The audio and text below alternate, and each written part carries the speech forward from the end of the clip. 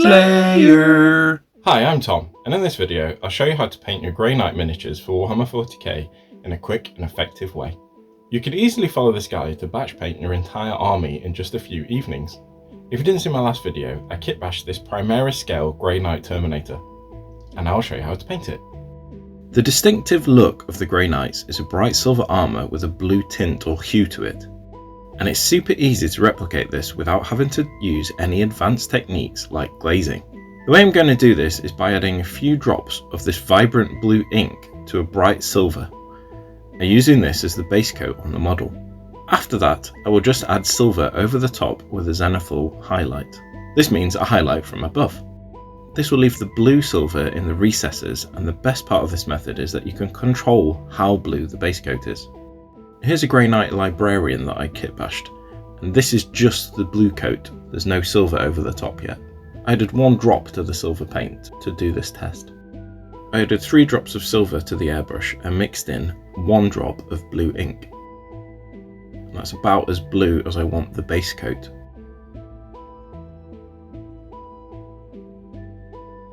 I tested it on my glove just to see what it would look like before applying it to the model. I'm painting this model with the head detached because I want to do a blue glow inside the cavity of the helmet. So I'm not priming this at all, I'm just going straight on with the silver. I did 1 thin coat, let that dry, and then I applied a second coat. The blue really shows up after the second coat.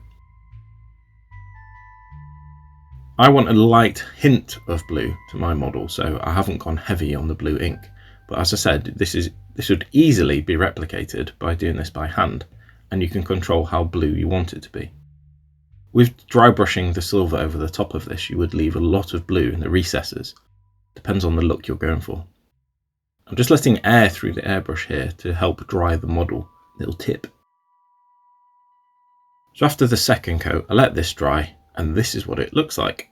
So you can see it's a blue metallic, it's like a cobalt, is that the word? Cobalt colour. It looks awesome as it is. You could just use that as your base coat, but I'm going to use the same silver over the top. If you can't get this colour, you could use mithril silver from Games Workshop. But I'm going to do a zenithal from above. Zenith means sun, and I'm intentionally doing a very light coat here, so I want the blue to show through. So I'm doing very, very thin coat of silver over some parts of it. But you want the blue silver to be the main colour. So on the front of the shoulder pads here, the front of the thigh and the shin, a little bit on the chest, on the top of the Terminator armour. And yeah, there you go. You want the blue to show through. And there you can see there's still a blue hint to the armour. That's exactly what we're going for. This only took approximately a minute to do, not including drying time. I then got my white base coat and coloured in all the purity seals, any scrolls, ribbons, books, basically anything you don't want to be silver, gold or red. So there you go, painted all those parts. So 7 minutes in, that's all the white done. And then I went on to the gold. So this is so easy, just use Retributor Armour. So there's quite a lot around the chest, the knees, shoulders, these are arm guards, van braces on the hammer. And you might have seen as well, I've magnetised the arm here. So I got it, given it a banner. I'm not speed painting this, I'm just timing it just to see how efficient it is. Paint this gold knee pad thing. Anyone know what these are called? I'm sure there's a word for it. All of the text, and then this is a thin coat as well. I've watered this down a little bit with water. Don't want it to clog all the recesses. It's very therapeutic to paint this, but also just watch it. There you go. That's all the gold filled in. So I do a thin coat, water down with water, and if it's still too thin, apply a second coat. That took about 20 minutes. And then I'm using Reikland Fleshshade over the top. I saw a video somewhere where they just use I think it's Nazdrag yellow, which is a yellow contrast paint, just over silver. And that makes it look like gold as well. Might be a bit quicker as well, if you're going for speed. So Reikland Fleshshade and all the recesses. Don't let it pool as well. You want it to run into the recesses, but not fill them too much. How awesome does that look already? Just that base coat. So replicate that over the entire model.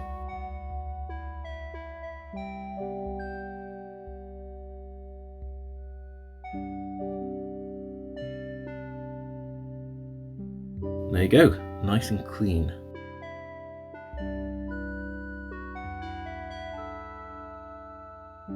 Then onto the red areas. So I use Mephiston red over weapon handles, the cloak. I also painted the banner with this colour. Also any shields that are on the model as well.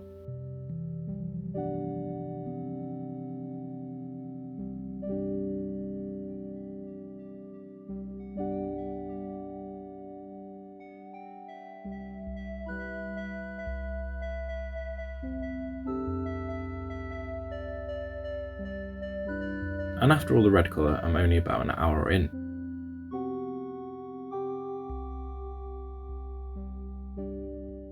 Then onto the purity seals and scrolls. I use Volupus Pink to paint all the wax on the purity seals.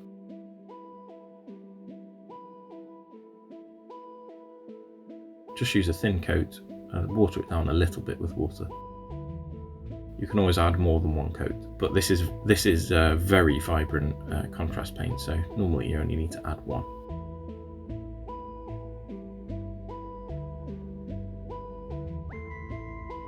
So that's all the seals done.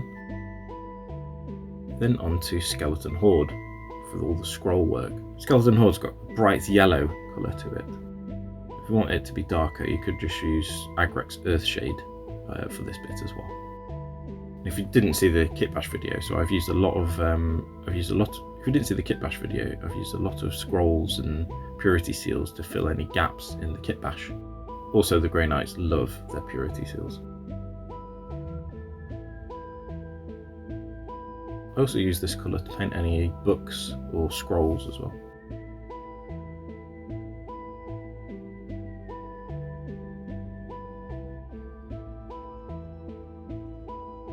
Then on to the reds. So Mephiston red was my base colour. I'm using Evil Sun Scarlet to do the highlights. So this is watered down with water. So I'm leaving Mephiston red in the recesses, and then just using Evil Sun Scarlet over the raised areas.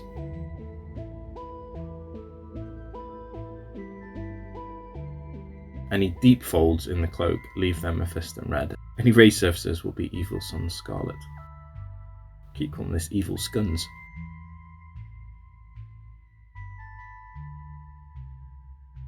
And this is, as I said, this is watered down quite a lot, so I did 2 layers of this.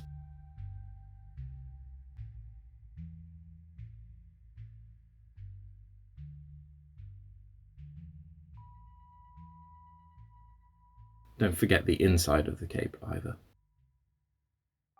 Anything like the books, I highlighted the middle of them. I left the edges of the paint job as Mephiston red, and the centre was Evil Suns. Don't worry about any mistakes you make. Here I've painted the skull a bit red. You can go over that again with the gold base and some Reikland Fleshshade. I was painting this on one of the hottest days of the year as well. By the time I'd gone around the model, the cloak had dried with the first coat. So you can see here it was quite watered down, so I applied a second layer over the highlights again. Most of the time for this paint job actually went onto the banner. It's so detailed and intricate, there's a lot to paint on it. So without the banner, I think I could paint the whole model in about an hour to a high standard as well. But there you go, that's all the base colours and some highlights on it. It's looking pretty good. Here's with the hammer. So entire paint job, I'm about 2.5 hours in now, one model. But if you batch painted this, it would be a lot more efficient with your time.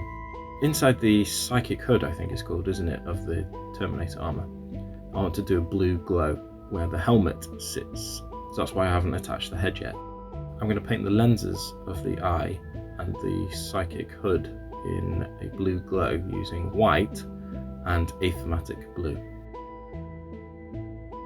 So just paint the area you want to glow white and then cover it in this. Very, very cool colour, I like it. If you didn't see my Proto Molecule Tyranids video, check it out after this. All of the blue effects on that was using Aethermatic Blue and blue oil paint. So I did one layer of the Aethermatic Blue over the eyes, let it dry, and then applied a second. And there you go, it looks like it's glowing. You could also do a white highlight in the centre of this as well. So for the Psychic Hood, I've coated the little coils in the back white, and then I'm getting the airbrush and spraying a little bit of white into the hood there. Then got some Aethermatic Blue in the airbrush, and I'm spraying it over all the white areas inside the hood. Again, you don't need an airbrush for this, you could dry brush the white on there, then paint on the contrast with a brush. So it's just a little hint of a blue glow I'm going for there. And I did 2 coats of the Aethermatic Blue. When I eventually paint my entire army, so I'm going to have a Grey Knights army at some point, I'm going to do a blue glow under the front of the helmet, near where the throat is as well.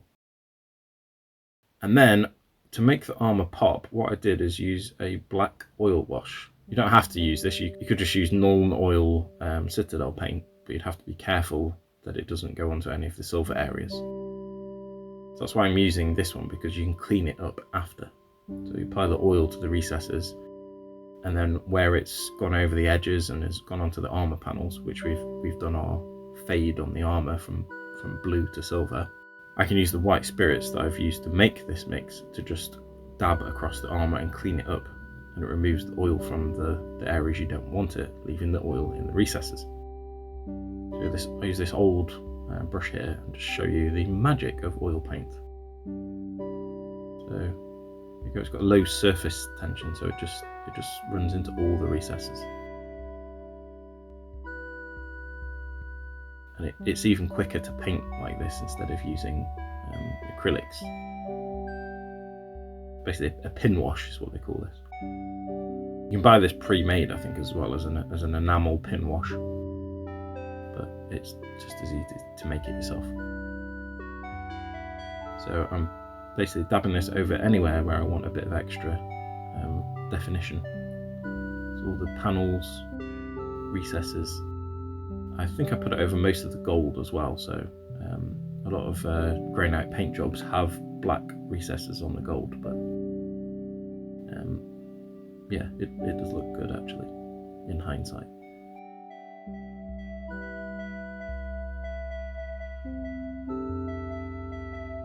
The good thing about this is you can sort of control where it goes as well, so it runs into the recesses, but you can use the brush, dry the brush off and sort of pull it out of the recesses and wick it away.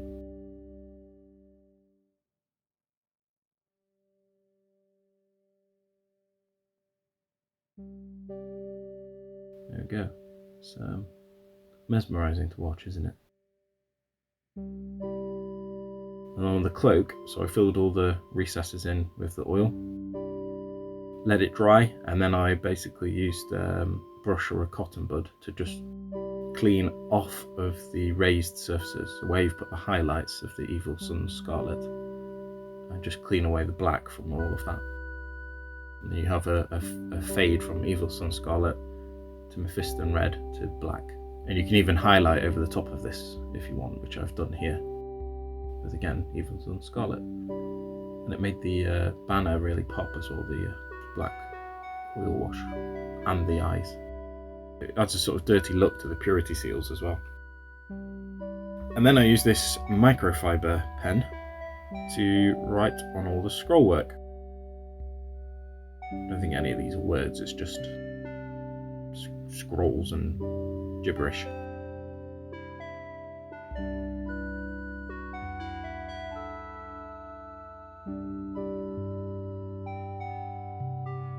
And then I decided to write Mortis on the banner.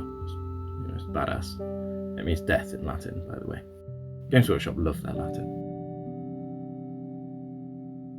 So there you go. That's the model done. And then I'm going to give it a simple base and show you some cool pictures. This Grey Knight and the rest of the army that I'll eventually kitbash are all part of a huge Inquisition army that I'm collecting. If you haven't seen my previous videos, I kitbashed an Inquisitor Karamazov based off the original artwork, and there's plenty more to come from that army. Next up is 10 Inquisition Ogryn bodyguard units. If you want to support me further, please consider supporting me on Patreon or becoming a YouTube channel member. You'll get access to my Discord server and see behind the scenes. I also have affiliate links to Element Games below, where if you purchase items from there, I get a little commission. Thank you to my current Patreon supporters, you're absolute legends. Thanks for watching, bye!